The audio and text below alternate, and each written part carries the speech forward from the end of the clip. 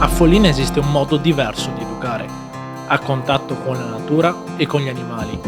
Qui i ragazzi possono riscoprire i lavori di un tempo e imparare a riconoscere le piante.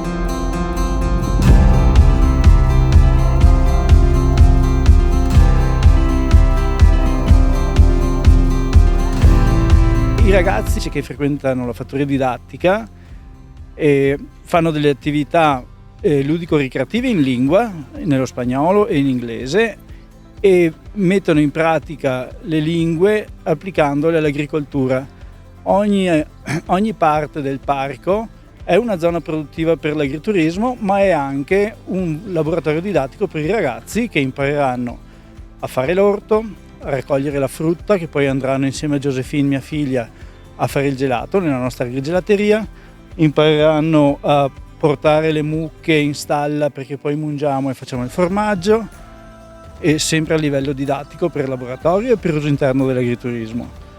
E poi la nostra attività base è l'equitazione. Sto spazzolando il cavallo per eliminare il pelo vecchio e la polvere, così quando suda non forma tutto lo sporco. È un'operazione che va fatta ogni quanto?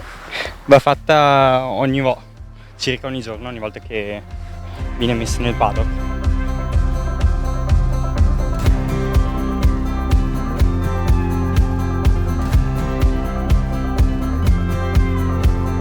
Mentre ci incamminiamo nel parco didattico stiamo appunto passando nella prima area che caratterizza il parco e la vallata. L'abbiamo denominata area rurale, è rappresentata dagli orti che abbiamo oltrepassato e dai frutteti.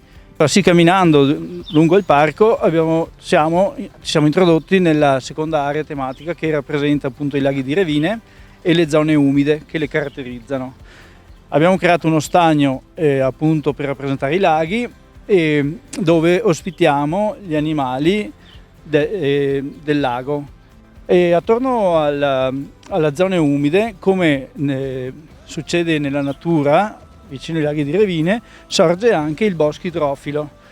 Il bosco idrofilo non è altro che un bosco composto da piante, le quali radici assorbono l'acqua dei laghi quando strarippano. I cavalli Quarab li utilizziamo per un turismo equestre e facciamo appunto la scuola di escursionismo per gli adulti nella fattoria didattica e li portiamo poi a visitare il territorio. Ci fermiamo nelle malghe ad assaggiare i prodotti tipici, le nostre malghe del Cesen.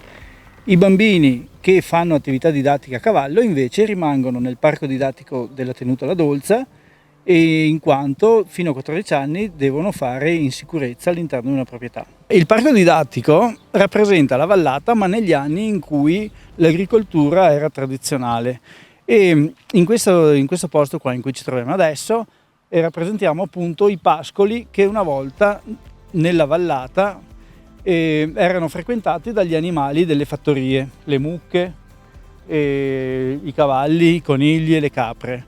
E noi l'abbiamo rappresentato con quest'area interna, è un recinto dove alleviamo le nostre mucche per poi ottenere i vitelloni per la carne dell'agriturismo, e rappresentiamo durante le varie stagioni le varie fasi che ci sono in agricoltura. Il pascolo in primavera, lo sfalcio del fieno durante l'estate, per poi avere il fieno per l'autunno e l'inverno per le mucche. In questa area i ragazzi hanno molto lavoro perché si occupano di pulire le stalle delle mucche, e raggruppano le mucche alla sera, poi si va a mungere e con il latte si porta in laboratorio e si fa il formaggio. Altra area tematica che è appunto l'area che rappresenta il bosco non appena sopra la collina produttiva, dove ci sono animaletti del bosco, abbiamo messo i coniglietti, e c'è il sottobosco con la frutta. Siamo arrivati all'ultima area tematica, che è l'area dedicata al bosco misto, quello che c'è sopra i 1200 metri in montagna.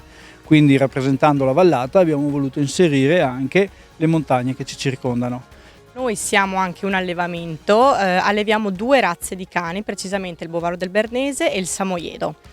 Noi li utilizziamo in fattoria didattica più che altro a modo dimostrativo ed educativo, questo perché facciamo pet therapy con i bambini e insegniamo ai bambini il valore e il rispetto dell'animale. Quindi i bambini in una fattoria didattica hanno tantissime cose da imparare, imparano il rapporto con gli animali, con le piante, con la natura, il rispetto delle stagioni, quindi mangiare il frutto tipico di quella stagione.